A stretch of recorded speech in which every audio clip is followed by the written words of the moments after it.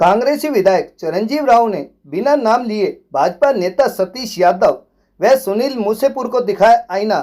शहर का सबसे बड़ा कब्जाधारी उनके परिवार पर लगा रहा है भ्रष्टाचार का आरोप। 16 दुकानें, मॉल व फ्लैटों पर कब्जा करने वाला लगा रहा है आरोप लगाने वाले ने पूरे शहर पर किए हुए हैं कब्जे। दीनदयाल आवास योजना के तहत लूटा गरीबों का हक। चुनाव लड़ने व जनता की सेवा काम नहीं मकसद। भाजपा में घुस गए हैं अवैध कब्जा करने वाले। दी खुली चुनौती, अगर हमने गलत किया है तो करें कार्रवाई। सुनील मूसेपुर को लेकर कहा, उसका नहीं कोई लेवल, न कभी पंच रहा, न पार्षद का चुनाव जीता। राजनीति चमकाने वालों पर नहीं दूंगा कोई जवाब। पिछले चुनाव में हराकर दे चुका हूं जवाब। कब्जा करने वाले लोगों के सवालों का नहीं कोई जवाब। पूर्व विधायक रणधीर सिंह कापड़ीवास कोई सवाल करे तो उसका दूंगा जवाब। यह भी कहा, रेवाड़ी की बदहाली के लिए टिकट के दावेदार जनता को दे जवाब। शहर को सिंगापुर बनाने, निगम बनाने का जनता से किया था वायदा। जनता के बीच रहकर 5 वर्षों तक की है राजनीति। जनता से जुड़ा हर मुद्दा उठाया। 27 जुलाई को पूर्व मुख्यमंत्री भूपेंद्र सिंह हुड्डा आएंगे रेवाड़ी। यादव सभा में होगा कांग्रेस का कार्यक्रम। बड़ी संख्या में कार्यकर्ताओं को पहुंचने का किया आह्वान। रेवाड़ी से राजकुमार के साथ भानु शर्मा की रिपोर्ट। अव्यवस्था के लिए आपका परिवार जिम्मेदार है? देखिए, मुझे लगता है बीजेपी के जितने भी नेता हैं, हम जो कार्यक्रम चला रहे हैं हरियाणा मांगे साहब, उसको कराने का उद्देश्य यही है कि ये जवाब दें जनता को कि इन्होंने 10 साल में क्या किया। आज ये जितने भी नेता हैं जो बीजेपी में हैं, जो खुद आरोप लगाते हैं, चुनाव में भी लगाया था कि फैमिली आईडी और प्रॉपर्टी आईडी की समस्या शहर के अंदर है, शहर की बदहाली है, आज बेसहारा पशु पूरे शहर में, टूटी सड़कें हैं, आज डॉक्टर स्ट्राइक पे, तो इन बात का जवाब तो इनको देना पड़ेगा। आज ये बीजेपी से टिकट जो ये नेता मांग रहे हैं, ये क्यों नहीं बताते कि ये इसके अंदर परिवर्तन नहीं कर पाए। आज जो लोग बीजेपी से टिकट मांग रहे हैं, सत्ता के अंदर हैं, इतने साल बीत जाने के बाद भी जब ये इस समस्या का समाधान नहीं कर पाए, तो इनको खुद जवाब देना चाहिए इस बात का। तो जो भी मेरी प्रॉपर्टी है वो तो पब्लिक डोमेन के अंदर है। अगर इनको लगता है कि भाई हमने गलत तरीके से अगर कुछ किया है, तो आज सत्ता में है कि हमें कोई कार्रवाई हमारे पर क्यों नहीं करते हैं। तो आज इनके पास सारी सेंट्रल एजेंसीज हैं। पर मैं ऐसे लोगों से पूछना चाहूँगा जो आरोप लगा रहे हैं, जो कब्जाधारी हैं, जिनकी 16 दुकानें हैं, एक मॉल नया बना है, किसी ने कई फ्लैटों पे कब्जे कर रखे हैं, कईयों ने बहुत गलत काम कर रखे हैं। मुझे लगता है इन लोगों को पहले जनता को जवाब देना चाहिए कि तुमने किस तरह के काम किए हुए हैं। हमारी हमेशा ये कोशिश रही है कि लोगों के लिए बीच में रह के उनकी राजनीति करें, पर ये लोग ऐसे हैं जो बरसाती मेंढक हैं, जो चुनाव के समय ही निकल कर आते हैं। पर इनको ये बताना चाहिए कि 9 साल जब तुम सत्ता का सुख भोग रहे थे, तब तुमने लोगों के लिए क्या किया, इस बात का जवाब इन लोगों को देना पड़ेगा। आज जो ये लोग दूसरों पे आरोप लगाते हैं, इनके लिए पूरा शहर जानता है कि इन्होंने किस तरीके से पूरे शहर पे कब्जे किए हैं, किस तरह से कुछ लोग दीनदयाल लेके आए जिसके जरिए उन्होंने अवैध तरीके से जो गरीबों के फ्लैट थे उन पे कब्जा करके लोगों को देने का काम किया है। इस बात का जवाब इन लोगों को, जनता को देना पड़ेगा। दूसरों पे आरोप तब आप लगाइए जब किसी ने गलत तरीके से किया हुआ है। आपके पास जो भी मेरे पास है आज पब्लिक डोमेन में है, और ये लोग आज सत्ता के अंदर है, इनके पास सारी ताकतें हैं। हम तो विपक्ष के अंदर हैं, अगर हमने कुछ गलत किया है तो हमारे पर कार्रवाई करें, हमें गिरफ्तार करिए। पिछली बार जब संसद का चुनाव हुआ था, तब भी नेताओं ने कहा था हमें गिरफ्तार करेंगे। उस बात को भी आज 10 साल बीत चुके हैं।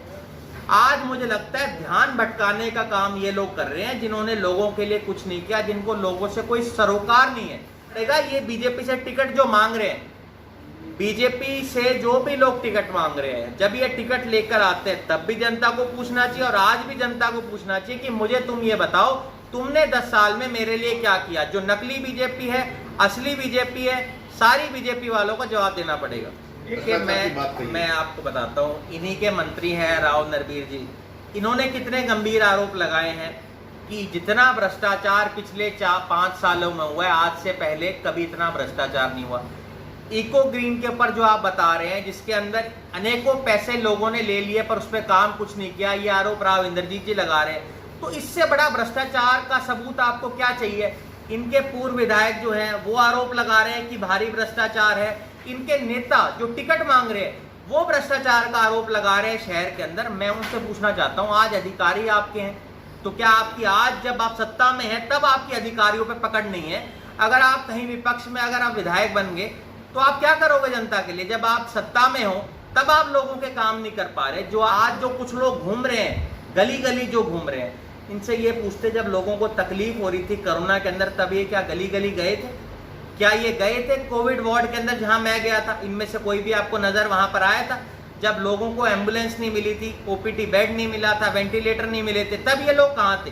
तब कहाँ ये गायब हो गए थे? तब तो अपने घरों में छुपे हुए थे। मैंने अगर कुछ गलत किया तो मेरे पर कार्रवाई करो ना। आपने जैसा कहा कि 3-4 विधायकों पर कार्रवाई हुई है, ये इतने गंभीर गंभीर आरोप मेरे ऊपर लगा रहे हैं तो उनको कार्रवाई करनी चाहिए। अगर मैंने कुछ गलत किया है, हम तो पब्लिक सर्विस में आज से नहीं है, मेरे दादा 3 बार विधायक रहे, मेरे पिता विधायक रहे। अगर हमने कुछ गलत किया है, कितने साल इनको आज सत्ता में हो गया, आज इनको 10 साल हो गए, उसके बाद भी अगर कोई कार्रवाई नहीं हो रही है तो हमने गलत कुछ किया ही नहीं, तभी तो नहीं हो रही। आपने कुछ गलत किया होगा तो आप डरोगे। मैं डर नहीं रहा क्योंकि मैंने कुछ गलत किया नहीं, इन्होंने गलत किया है, तभी तो बीजेपी में जाकर चुप रहे हैं। ये सारे नेता जो बीजेपी में घुस रहे हैं, ये क्यों घुस रहे हैं? इनके गलत तरह के सारे काम है। मैं क्या इनके ऊपर आरोप लगाऊं? सारा शहर इनके बारे में जानता है। इनको अवैध कब्जे करने हैं, इनको लोगों की संपत्ति के ऊपर हथियानी है। ये लोग बीजेपी में सारे घुसे हुए हैं। इनको ये पता है कि आज हमारा समय, हम बीजेपी से छुप के अपनी राजनीति चमका लें, वो राजनीति अपनी चमका रहे हैं। इनको कोई चुनाव लड़ने से और जनता की सेवा से इनको कोई सरोकार नहीं। इन नेताओं से ये पूछना चाहिए, तुमने अपने घोषणा पत्र में डाला था कि रेवाड़ी सिंगापुर बनेगा। इनको पहले तो अपने नेताओं से सवाल करना चाहिए कि इन्होंने क्यों कहा था कि रेवाड़ी सिंगापुर बनेगा। इनको इस बात का जवाब तो देना चाहिए। इन्होंने इतने बड़े बड़े वादे किए थे कि हम रेवाड़ी को नगर निगम बना देंगे। रेवाड़ी अब तक इन्होंने नगर निगम क्यों नहीं बनाया? विधायक जी, एक टर्म को छोड़ दीजिए, सत्ता आपकी रही है रेवाड़ी। एक टर्म नहीं, 2 टर्म होगी ना जी। 2014 से 24 आ गया, 10 साल बीत चुके हैं। और मैं बताता हूँ, मैं बताता हूँ आप, मैं उनके बारे में कहूँ जो कोई पंच रहा हो, कोई पार्षद रहा हो, जिसने आज तक चुनाव किसी का नहीं जीता, उनके बातों में क्या कहूँ? अगर रणधीर जी कोई सवाल कहें जो पूर्व विधायक रहे, उनका तो मैं जवाब दूं, जिनका मैं एक प्रदेश का अध्यक्ष रह चुका हूँ हरियाणा का, मैं चुना हुआ विधायक हूँ, आज मैं AICC के अंदर सेक्रेटरी हूँ। इनकी कुछ लेवल तो पूछने की, पहले मैं इनको कहूँगा पहले पंची का, वार्ड का या जिला परिषद का चुनाव पूछ के आए, तब लोगों से कोई सवाल करेंगे। इनको मेरे से आज सवाल करके झूठी राजनीति और अपने आप को चमकाना चाहते हैं। इनको मैं तो चमकने दूंगा नहीं, अपना इनका जवाब का सवाल देके। जनता मेरे सवाल कहेगी तो मैं उसका जवाब दूंगा। इन लोगों के लिए मेरे पास कोई जवाब नहीं। विधायक जी, सवाल है कि लोग रेवाड़ी के लोग, ये जो लोग कब्जा करते हैं, इनको क्या जवाब दे? इनको जवाब जनता देगी, पिछले चुनाव में दे दिया। एक ये जानना चाहते हैं कि विधायक चुनाव लड़ेंगे, कैप्टन साहब चुनाव लड़ेंगे, आपके बाद लोग कहीं ना कहीं ये भी कयास लगाए जा रहे हैं। चुनाव हाथ का निशान होगा, वो चुनाव लड़ेगा। चिरंजीव राव चुनाव लड़ेगा या कप्तान अजय सिंह चुनाव लड़ेगा, रेवाड़ी की जनता चुनाव लड़ेगी, हमारे कार्यकर्ता चुनाव लड़ेंगे और हम सब लोग मिलकर कांग्रेस पार्टी की सरकार बनाएंगे। एक लाख